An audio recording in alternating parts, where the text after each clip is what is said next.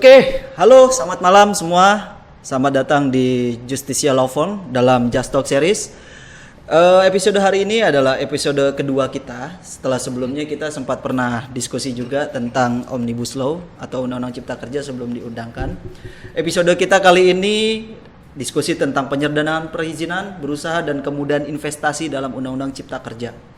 Dan hari ini kita kedatangan lagi Bro Rinto Wardana yang menyempatkan diri hari ini. Bro Rinto, gimana kabarnya bro? Baik. Sehat ya bu ya? Sehat. Hari ini kayaknya buru-buru atau gimana nih? Enggak. Enggak pakai dasi. Memang Kadang-kadang mau penampilan itu harus beda-beda gitu ya. biar variatif lah ya. Variatif. Jadi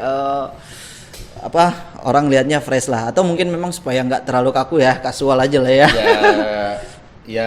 Narasumber sih sebenarnya memprioritaskan isi daripada diskusi. Itu sepakat bro, itu sepakat. Ya. Oke bro, akhirnya nih bro, Undang-Undang Cipta Kerja Diundangkan ya? diundangkan juga nih tanggal 2 November kemarin. Iya, nomor 11 ya itu ya jadinya. Nomor 11 tahun 2020. Presiden akhirnya juga tanda tangan gitu. Sempat kemarin juga Bro Rinto, kayaknya Bro Rinto juga jago juga nih kick analisisnya nih, karena kemarin ya nggak mungkin juga ketika banyak desakan juga kan Bro Rinto bilang ya nanti akan tetap diundangkan juga nih. Iya. Nyatanya memang akhirnya diundangkan Nggak juga tuh pengaruh. Bro. Nggak Ketika pengaruh ya. didesak turun ke jalan ya nggak pengaruh. Nggak pengaruh ya. Tetap aja diundangkan. Tapi gini, akhirnya pemerintah kan ya memang secara prosedur akhirnya memang sudah diundangkan karena sudah mengalami proses itu gitu. Nah, ini Bro Rinto Wardana melihatnya seperti apa? Sebentar, kita ada suara yang agak ngeganggu ya mungkin ya. Ya, langsung aja nih. Ya. Tadi gimana? Akhirnya kan proses ini kita lepas aja lah ya, Lepas. karena ada suaranya agak bising. Nah, ini kemarin kan kita sempat menduga-duga ini gimana undang-undang ini ketika banyak demo, kemudian juga banyak yang aksi menolak juga, tapi ya kemarin kita bilang ya kayaknya memang tetap akan diundangkan juga. Kalau Bro melihatnya bagaimana? Memang prosedur seperti itu atau memang sudah tepat pemerintah? Iya, pada prinsipnya gini, walaupun misalnya ketika sebuah peraturan diundangkan, nah kemudian terhadap peraturan tersebut akhirnya mendapatkan pro dan kontra, pro dan kontra itu tidak ada lembaganya yang resmi untuk menyampaikan bahwa ketika ayo kita turun ke jalan, unjuk rasa, demonstrasi untuk menolak aturan ini supaya tidak berlaku. Mungkin secara psikologi atau politik bisa saja, tetapi itu bisa terjadi ketika suatu undang-undang itu masih dalam tahap pembuatan, perancangan gitu, ya kan? Nah, mungkin bisa berpengaruh di situ. Tetapi ketika undang-undang itu sudah selesai, sudah paripurna, tinggal tanda tangan, itu sesuatu yang sedikit bahkan mungkin tidak akan pernah terjadi perubahan. Karena akan lanjutannya adalah tanda tangan, pengesahan gitu loh. Tinggal disahkan Nah, akhirnya. adapun protes-protes penolakan terhadap beberapa pasal-pasal yang dianggap bertentangan dengan menurut beberapa kalangan yang kontra ini bertentangan dengan Undang-Undang Dasar 1945, ya itu jalurnya seperti yang kita diskusikan sebelumnya. Betul. Ya jalurnya lewat uji material di Mahkamah Konstitusi. Dan sekarang memang sedang ada yang Ternyata sudah ada yang mulai bergelombang ini. Sudah mulai ternyata. bergelombang. Ya, apakah itu karena secara substansinya memang bertentangan dengan konstitusi, ya dilakukan uji material. Atau mungkin yang menjadi pertanyaan adalah bahwa formalitas pembentukan peraturan perundang-undangan ini tidak sah, tidak melalui tahapan yang seharusnya dilalui, ya adalah uji materialnya uji formil berarti. Nah, itu yang dilakukan. Nah, kita nggak tahu ini yang mengajukan tindakan ini ke MK, apakah uji formil juga sekaligus uji material atau salah satunya? Kan ya, gitu. kalau uji formil ya banyak sekali ya. Kalau contohnya gini, kalau kita mau menguji satu pasal aja misalnya, itu ada yang memang frasanya aja, perkataannya aja itu udah bisa menjadi masalah misalnya. Terus kalau mau diuji formil, ya tadi kayak Bro Rinto bilang, nggak tahu nih yang material atau yang formil ya. Karena kalau mau hajar sih, kalau menurut saya hajar formilnya aja dulu. Karena proses pembentukannya bener atau enggak gitu. Tapi ya nanti kita lihat lah ya, karena nanti di MK. Kalau dilakukan uji formil itu akan berkaitan dengan secara keseluruhan aturan itu, Ya, undang-undang itu. betul. Tapi kalau kita berbicara uji material, pasti pasal-pasal tertentu yang menjadi sasaran utama. Betul, hanya pasal itu aja yang dibatalin. Begitu. Tapi kalau berbicara formilnya, pasti akan menyangkut tubuh besarnya dari undang-undang itu. Betul. Artinya kalau kita lihat dari aspek formilnya ya bisa jadi satu keseluruhan undang-undangnya itu mungkin bisa dibatalkan ya. Tapi kalau memang aspek materialnya tergantung dari pasalnya Ya, apa gitu ya. berdasarkan pasal yang dimohonkan. Oke, Bro. Ini kita mau coba lebih mengerucut sekarang kita ke sesinya lebih ke kemudahan berusaha ya di Undang-Undang Cipta Kerja ini. Tapi sebelumnya mungkin buat teman-teman yang di rumah kita juga mau sampaikan juga bahwa selain Bro Rinto kita lagi tunggu Pak Ade Irfan Pulungan itu dari KSP tenaga ahli utama, tapi beliau juga masih dalam perjalanan, Bro. Jadi nggak apa-apa, kita tunggu aja sambil kita jalan. Mungkin kita coba pakai headset ya. Siap. Biar lebih keren lah pakai headset. Oke. Jadi gini, Bro. Balik lagi ke Undang-Undang Cipta Kerja ini kan yang digembar-gemborkan ini kan kemudahan berusaha. Ya. Bro Rinto sendiri melihatnya gimana? Secara general aja misalnya di Undang-Undang Cipta Kerja ini ada ruang untuk kemudahan berusaha itu. Ya, yang paling kontras adalah ketika birokrasi pengurusan perizinan usaha itu dipangkas. Itu kemarin saya sempat menganalisa terkait dengan undang-undang penyiaran. Ternyata ada beberapa poin pasal yang memberikan hak dan kewenangan kepada salah satu lembaga di situ itu dihapus. Diambil alih oleh pemerintah pusat. Betul. Nah, itu yang sangat kontras ya kalau untuk penyiaran ya. Nah, untuk perizinan berusaha yang lain, pemerintah banyak memotong memangkas gitu ya beberapa tahapan-tahapan yang dilalui ternyata memang itu tidak efektif gitu dan tidak perlu terjadi. Karena ternyata birokrasi yang semakin panjang mengakibatkan keluarnya kos yang semakin banyak juga. Kalau kita berbicara misalnya mengurus izin A, kita harus melewati ada 3 meja. Satu meja aja kita harus keluar 1 miliar, berarti ada 3 miliar yang harus dikeluarkan. Dan belum berusaha, uang sudah habis. Nah, ternyata semangat dari Undang-Undang Cipta Kerja itu tergambar di situ bahwa kemudahan berusaha itu memang menjadi prioritas utama dan itu sudah tergambar di dalam substansi atau material dari Undang-Undang Nomor 11 tahun 2020. Nah, itu menarik tuh. Tadi Bro bilang diambil alih oleh pemerintah pusat. Itu banyak sekali frasa seperti itu tuh di Undang-Undang Cipta Kerja. Semula kewenangannya kepala daerah, misalnya bupati, wali kota, kemudian dialihkan menjadi pemerintah pusat. Nah, berkaca sama tujuannya dari Undang-Undang Cipta Kerja ini kemudahan berusaha. Nah, kalau kemudahan berusaha itu kemudian disentralistikkan ke pemerintah pusat. Ada asumsi nggak sih kayaknya bukannya malah makin numpuk nanti di pemerintah pusat? Jadi sebenarnya begini, kita menyadari bahwa pemerintah daerah kita ini memiliki aturan yang berbeda-beda. Setiap daerah memang bisa beda tuh. Setiap provinsi itu yang aneh tuh, betul. Perdanya terkait perizinan usaha itu berbeda-beda. Bener. Akhirnya ini yang mengakibatkan di provinsi DKI Jakarta misalnya, aturan untuk mendirikan badan usaha ini ada 5 syarat yang harus dipenuhi. Ternyata di daerah lain, provinsi lain bisa 11, bisa 20. Nah, ini kan tidak seragam. Betul. Lalu ini akibatnya apa? Kepada perwujudan dari pendirian usaha. Kalau DKI hanya 5 syarat yang harus dipenuhi untuk bisa berdiri usahanya itu, maka akibatnya adalah usaha itu cepat berdiri dong. Dengan usaha itu cepat berdiri, maka akan cepat juga menampung tenaga kerja, itu pasti. Betul. Tetapi ketika satu daerah usaha persyaratannya banyak, tentu itu akan membutuhkan waktu panjang dan kelambatan juga untuk penyerapan tenaga kerja. Sehingga roh dari kenapa kesannya ini sentralistik ya, dikumpulkan ke pusat supaya nanti pusat ini pengambil kebijakan utama ketika terjadi persoalan di lapangan itu sudah jelas ke pusat. Jadi itu pengambilan keputusannya Jadi lebih cepat. mau diseragamin lah setiap daerah. Diseragamin. Bro, gua inget, gua dulu pernah ngurus izin nih. Ini juga gua dalam hal ini gua setuju lah sama lo. Jadi contoh, kalau waktu itu gue pernah ngurus izin misalnya di Jakarta, di Bekasi. Nah, pengalaman gue dulu pernah ngurus, gue sebut aja di Cilegon. Memang aktualnya di Cilegon. Itu di Jakarta, di Bekasi itu nggak ada namanya surat izin tempat usaha situ. Iya. Nah, di Cilegon itu ada. Karena ada perwalnya, peraturan wali kotanya. Nah, itu gue juga bingung, apa bedanya sih izin usaha, izin domisili sama situ. Jadi izin domisili katanya izin domisili cuman izin menerangkan bahwa kegiatan usahanya di situ. Kalau situ surat izin tempat usaha itu menerangkan bahwa tempat usaha tersebut memiliki izin, makanya mesti ada persetujuan tetangga segala macam, kiri kanan depan belakang. Nah, beda lagi.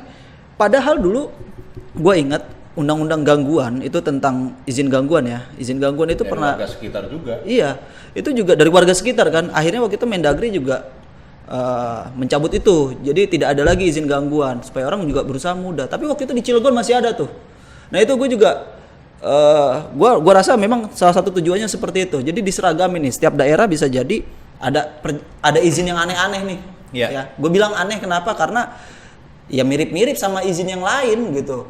Situ, surat izin tempat usaha, SKDP, surat keterangan domisili perusahaan, terus izin usaha gitu. Nah, ini aneh gue bilang deh. Tapi kalau kayak gini, yang poin ini gue rasa kalau memang maksudnya memang untuk menyeragamkan semua proses perizinan kita, terus jenis-jenis izin kita, itu gue sepakat. Ya, karena gini, memang pada faktanya kita pernah mengalami fase itu.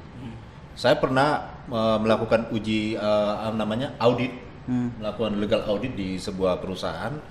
Dan ternyata saya melihat antara satu izin dengan izin lain ini kan identik, sebenarnya satu informasi sebenarnya ada di situ. Cuman dibuat menjadi berbeda informasinya, seperti tadi disampaikan ada SKDP, surat keterangan domisili perusahaan. Domisili perusahaan untuk memberikan informasi kepada orang lain bahwa perusahaan ini berdomisili di sini di daerah A, tetapi bukan di daerah B. Ya. Nah, kemudian ada lagi situ surat izin tempat usaha.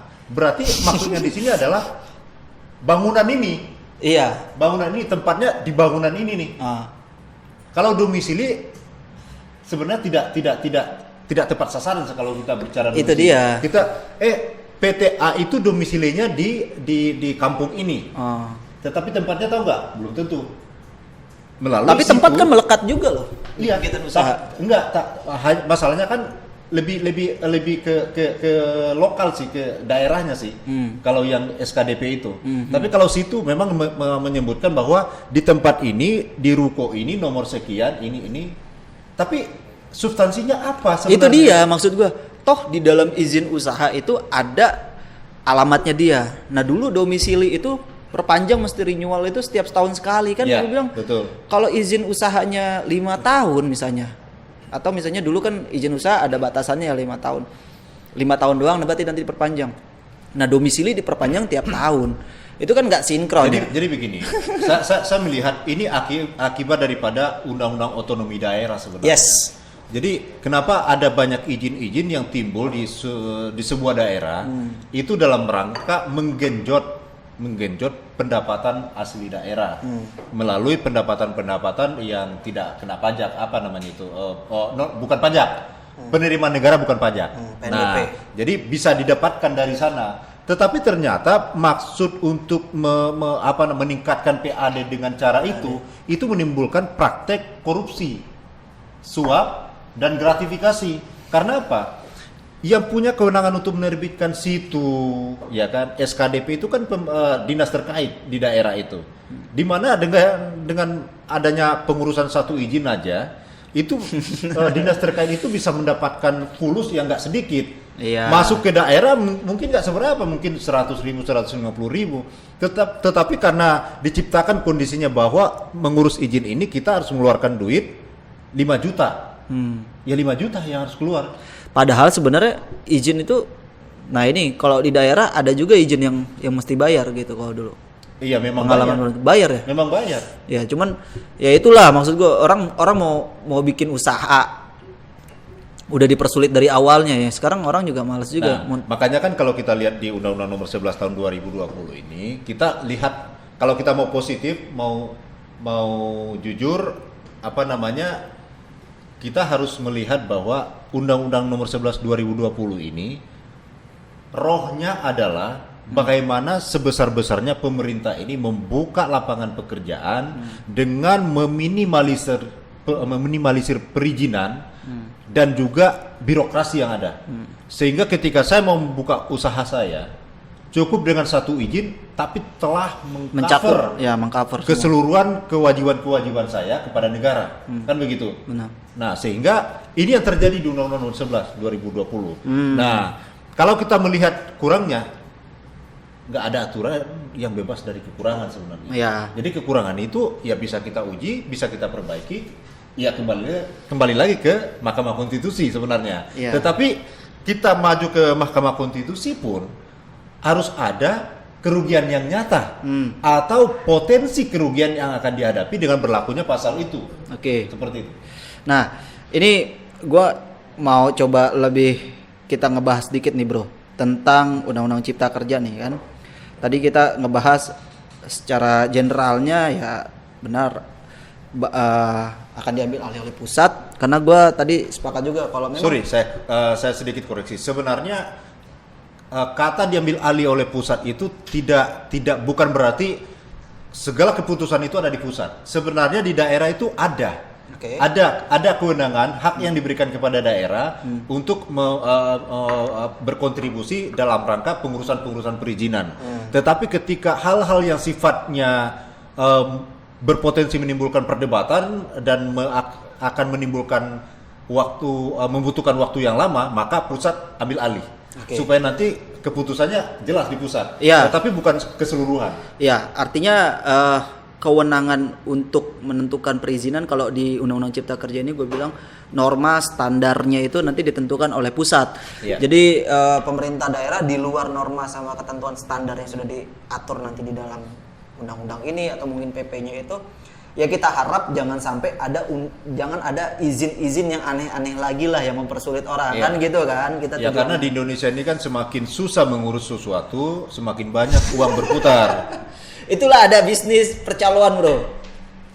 Ya kan? Nah ini bro, ini menarik lagi nih. Gue baca nih di Undang-Undang Cipta Kerja ini tentang misalnya klaster tentang kemudahan perizinan berusaha khususnya untuk perubahan Undang-Undang PT, Undang-Undang 40 tahun 2007. Iya. Itu di sini PT itu bisa didirikan satu orang. Iya. Ya satu orang. Nah, gue jadi persepsinya gini bro. Coba gue saling tukar pikiran juga sama bro nih. Pikiran gue gini, sekarang ini juga ada kegiatan usaha perorangan, tapi disebutnya kan kegiatan usaha atau badan usaha ya. Iya. Tapi sekarang dimasukin ke undang-undang PT, artinya satu orang boleh mendirikan PT. Nah, asumsi gue ini cuma dua. Mungkin bro bisa tambahin atau bro bisa setuju. Pertama, orang diminta yang perorangan untuk membentuk PT. Ya. Atau yang kedua, memang dibikin mudah kalau mau bikin PT supaya nanti dia mau ikut masuk vendor ke perusahaan segala macam kan, kalau sudah badan hukum mungkin lebih kredibel gitu.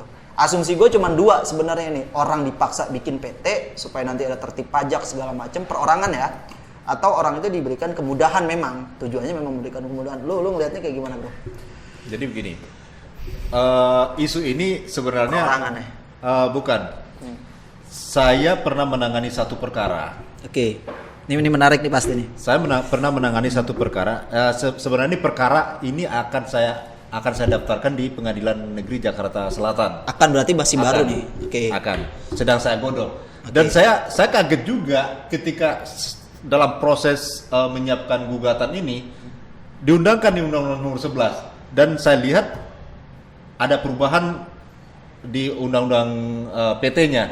Ternyata satu orang bisa mendirikan PT. Iya kan? Nah, di dalam gugatan yang saya buat ini, yang saya persoalkan adalah masalah kewenangan pemegang saham ya, itu. Dalam mengambil sebuah keputusan di perusahaan. Betul. Di rapat umum pemegang saham. Iya, Jadi gini, yang saya utak-atik di sini di dalam gugatan itu adalah saya memperkarakan begini. Di organ perusahaan itu ada yang namanya RUPS. Ada RUPS, ada direksi, ada komisaris. Dan komisaris. Betul. Kan gitu ya? Betul. Pemegang keputusan tertinggi itu RUPS. Namanya Rapat Umum Pemegang Saham. Pemegang Saham. Di dalam Kamus Besar Bahasa Indonesia, kalau kita berbicara rapat itu Ngumpul. pasti lebih dari satu orang. Rapat itu pasti lebih dari satu orang.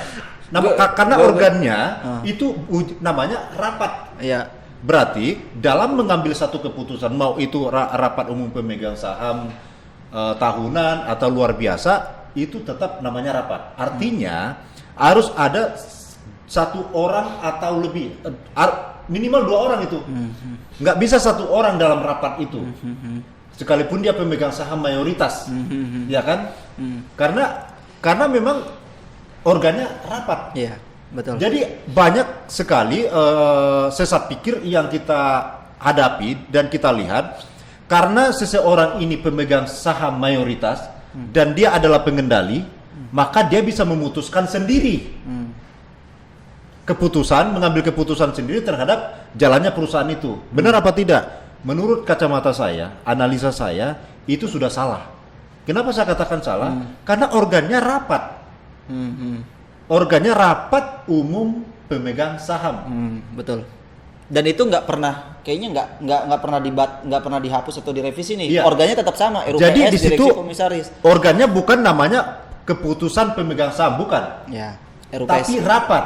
Kalau keputusan pemegang saham berarti boleh 1 orang. Kalau kita berbicara di Undang-Undang Nomor 11 2020 ini, di sini kan dibolehkan nih mendirikan perusahaan itu 1 orang. RUPS-nya gimana? Berarti itu bukan RUPS. Kalau dia mengambil keputusan berarti namanya keputusan pemegang saham. Oke. Artinya apa? Dia tidak butuh rapat. Dia tidak butuh mengumpulkan orang. Dia bisa putuskan sendiri. Dia di hutan, dia di pantai, di kantor sendiri atau di kafe, dia bisa memutuskan, mengambil keputusan atas jalannya perusahaan. Keputusan pemegang saham. Tapi di Undang-Undang Nomor 40 tahun 2007 itu namanya organnya itu rapat. Sehingga mau nggak mau rapat itu harus lebih dari minimal 2 orang. Iya. Ada juga yang mengatakan Atau begini. quorum, kalau dulu di Undang-Undang 40 itu quorumnya mesti memenuhi quorumnya. Nah ini di sini perdebatannya. Jadi begini, kalau berbicara quorum berarti kan kita berbicara pemegang saham mayoritas. Ya. Artinya apa? Kalau 1 orang ini pemegang saham 75% di perusahaan itu, berarti dia bisa mengadakan rapat dong. Quorum dong. Enggak, quorumnya itu gini. Itu jumlah sahamnya. Jumlah saham kan? Quorum kehadiran itu bisa ditentukan juga. Misalnya gini, jumlah pemegang sahamnya 3, yang 2 nggak bisa. Itu nggak memenuhi quorum karena tidak memenuhi 3/4 dari Tapi quorum. tetap dia harus tunduk pada keputusan tertinggi dari pemegang saham mayoritas. Dan Iya. dia bisa menyelenggarakan rapat karena dia mayoritas. Bisa ambil keputusan. Kalau misalnya Bisa 3, mengambil keputusan. ya, cuman quorumnya tidak bisa dipenuhi karena tidak hadir orangnya yang 2 itu karena tidak memenuhi 3/4 kan, misalnya gitu. Tapi gue juga sempat kepikiran juga tadi kalau yang udah bilang masalah RUPS. Kalau 1 orang ini ngebedainnya gimana RUPS perorangan? Makanya sama sebutannya 1 seharusnya bukan RUPS, keputusan pemegang saham. Ini kan di Undang-Undang Cipta Kerja lagi-lagi mensyarat atau menginsyaratkan akan ada nanti PP-nya. Gua rasa sih, kalau gue sih pikiran gue ya nanti PP yang ngatur. Tapi coba bro secara normatifnya deh, Undang-Undang 40 2007 tidak dirubah, organ perseroannya tetap ada RUPS, tetap ada direksi, tetap ada komisaris, dewan komisaris Nah nanti di PP-nya misalnya mengatur nih kayak tadi bro bilang, misalnya ada pernyataan pemegang saham. Berarti keputusan Ya mungkin pemegang. organnya diatur sebagai namanya keputusan pemegang saham. Iya. Tapi gimana? Ya aneh juga. Direksinya berarti dia juga dong. Iya. Dewan komisarisnya dia juga dong. Mau nggak mau. Nggak ada fungsi pengawasan. Makanya ini yang menjadi perdebatan sebenarnya. Di satu sisi pemerintah bermaksud beritikat baik untuk memudahkan investasi, membuka lapangan pekerjaan, tetapi tidak juga mengangkangi, menginjak-injak asas sistem yang sudah ada. Makanya saya katakan ketika ada ketentuan yang mengatur bahwa satu orang bisa mendirikan PT, kenapa dia tidak bikin firma saja atau badan usaha perseroangan bisa kok. Badan usaha perseorangan memang iya betul. Sekarang udah ada nih. Berarti kan kalau kita berbicara perseroan terbatas, berarti ada perluasan ini di sini. Di mana sebelumnya seseorang bisa mendirikan dia punya toko bangunan misalnya. Namanya TB. Toko bangunan itu bisa berbentuk PT.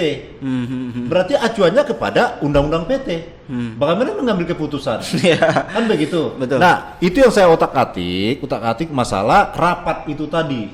Kembali ke rapat itu, bagaimana mekanisme pengambilan keputusan dalam sebuah organ perseroan. Makanya ada orang mengatakan rapat itu bisa kan ada direksi yang lain. Walaupun pemegang sahamnya hanya satu, tapi ada direksi dan komisaris yang hadir, maka telah terpenuhi RUPS itu. Pertanyaan saya, rapat itu kan rapat umum pemegang saham. Ada memang direksi dan komisaris juga pemegang saham. Ya kan? Nggak masalah, nggak persoalan. Nggak ada masalah. Berarti sudah terpenuhi itu namanya rapat, istilah rapat. Tapi kalau ternyata satu orang pemegang saham yang hadir, selebihnya direksi yang bukan pemegang saham, komisaris yang bukan pemegang saham, apakah terpenuhi RUPS itu? Enggak. Menurut saya tidak. Enggak. Nah, lu berandainnya gimana bro? Di PP nanti kayaknya nanti ngatur teknis itu mungkin. Ya, seharusnya kalau nanti PP, saya nggak tahu ada nggak perintah untuk PP itu. Kalau gua baca sih ada di sini ada perintahnya nanti. Ya. Cuman gini, itu tentang RUPS perorangan. Nah, balik lagi ke tadi asumsi gua, PT dipermudah. Maksudnya PT yang tadinya hanya bisa didirikan oleh 2 orang atau lebih, sekarang 1 orang. Nah, tadi kan asumsi gua itu pertama pemerintah mau memaksa orang yang perorangan supaya bikin PT atau memang benar-benar memudahkan. Nah, lu melihatnya gimana, bro? Ini memang pemerintah mau bikin gampang, mau memudahkan orang, atau memang jangan-jangan tujuannya supaya orang yang perorangan dipaksa bikin PT. Karena begini, gitu. ketika satu aturan dirubah itu akan merembet kepada sistem sistem yang lain. Yap. Jadi ketika kan di Undang-Undang Nomor 40 tahun 2007 itu kan syarat pendirian PT itu minimal 2 orang. Kenapa 2 orang? Karena ada yang namanya organ, namanya RUPS. Jadi kalau 2 orang berkumpul, berarti ada rapat di situ. Kalau 1 orang saja, itu apa namanya? Berarti bukan rapat. Berarti apa? Keputusan. Keputusan bisa pernyataan, bisa keputusan pemegang saham. Berarti apa? Logika saya kalau namanya keputusan pemegang saham, berarti dia sendiri yang memutuskan. Iya, gitu loh. Betul. Keputusan pemegang saham berarti dia sendiri yang memutuskan. Betul. Tapi kalau kita berbicara rapat, maka ada beberapa pemegang saham yang mengambil keputusan di situ. Nah, masalahnya di Undang-Undang Cipta Kerja ini mengatur diperbolehkan adanya 1 orang yang mendirikan perseroan terbatas. Nah, mekanismenya seperti apa kita nggak tahu. Tapi kalau menurut saya, kalaupun nanti ini aturan pelaksananya berupa peraturan pemerintah ini akan dibuat, mungkin namanya bukan RUPS, tapi mungkin nama lain yang lebih mengakomodir kondisi daripada UMKM ini. Untuk yang perorangan ini. Untuk perorangan ini, berarti mekanisme pengambilan keputusan di situ mungkin agak sedikit berbeda dengan yang diatur di Undang-Undang 40 2007. Oke. Nah, bro, sekarang gue mau tanya, kalau misalnya undang-undang ini di undang-undang, tingkatan undang-undang tetap menyebutkan organnya itu RUPS, organnya adalah direksi, organnya ada Dewan Komisaris. Nah, tadi kalau misalnya di tingkatan PP di bawahnya undang-undang ternyata mengatur untuk yang perorangan organnya bukan itu kan bertentangan juga dong. Nah, makanya kan kita lihat, saya nggak tahu ketika Undang-Undang Cipta Kerja ini berlaku, syarat pendirian PT perorangan ini seperti apa? Karena kan kita kan melihat begini, ketika kita mendirikan PT perseroan terbatas, berarti kan acuannya adalah ke Undang-Undang PT 40 2007. Iya. Maka segala hak dan kewajiban itu ada di situ.